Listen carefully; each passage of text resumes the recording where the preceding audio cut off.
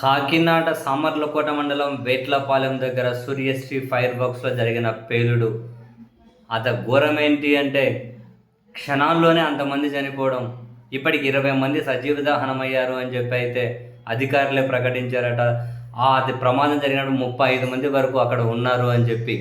ఆశ్చర్యం ఏంటి అంటే ఏదైనా కనుక గ్యాస్ రిలేటెడ్ ప్రమాదాలు జరిగినప్పుడైతే ఇంత పెద్ద ఎత్తున పెద్ద గ్యాస్లు ఉన్నప్పుడైతే భారీ పేలుళ్ళు సంభవిస్తాయట. కానీ అంతకు మించి మరీ పేలుళ్ళు ఉన్నాయట. క్షణాల్లోనే అంతమంది సజీవ దహనం అయ్యేంత. మనం ఆశ్చర్యపోవాల్సింది, ఈ సిస్టాన్ని మనం నిందించాల్సింది ఎక్కడో తెలుసా? అక్కడ అంతగానం స్టాక్ ఉండకూడదు. ఎప్పటికప్పుడు ఆడిట్ నిర్వహించరా?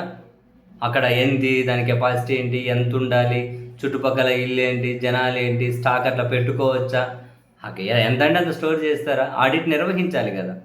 ఇప్పుడు పెళ్ళిళ్ళ సీజన్ అట, ఏమో అదైతే చాలా మెయిన్ కేంద్రం అంటూ ఉన్నారు.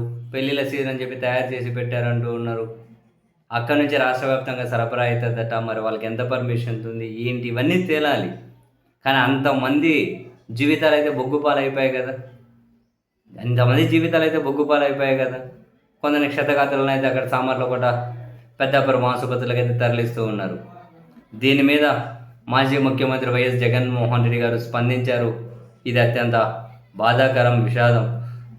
దీని మీద సమగ్ర దర్యాప్తు జరగాల్సిందే అని చెప్పి జగన్ గారు డిమాండ్ చేస్తూ ఉన్నారు.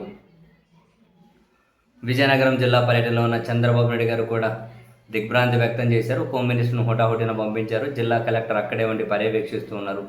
బాధ ఏంటి అంటే, ప్రాబ్లం ఏంటి అంటే, ఆవేదన ఎక్కడ అంటే, ఇట్లాంటివి జరిగినప్పుడు మాత్రం ఇంకోసారి జరగకూడదు, కఠిన చర్యలు తీసుకుంటాం అంటుంటారు.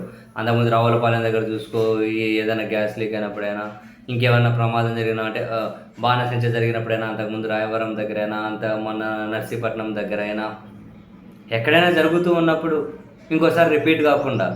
కానీ ఎక్కడ నాకు ఆశ్చర్యం వేసింది, అంత స్టోరేజ్ ఎందుకు ఉంది? అధికారులు ఏం చేస్తున్నారు? ఇంత ప్రమాదం అసలు బాణసంచ కేంద్రంలో పెట్టుకొని ఆ ప్రమాదం మీదనే కూర్చుంటున్నారు కదా కార్మికులు. మరి ఆడిట్ అయినా నిర్వహించరా అండి?